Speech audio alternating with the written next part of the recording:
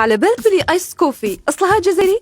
نعميه، القهوة المعروفة اللي تقدم في أشهر المقاهي العالمية كما ستاربكس كانوا يعيطوا لها بكري قهوة مزغران، نسبة إلى منطقة مزغران القلعة الساحلية غرب الجزائر اللي تابعة لولاية مستغانم.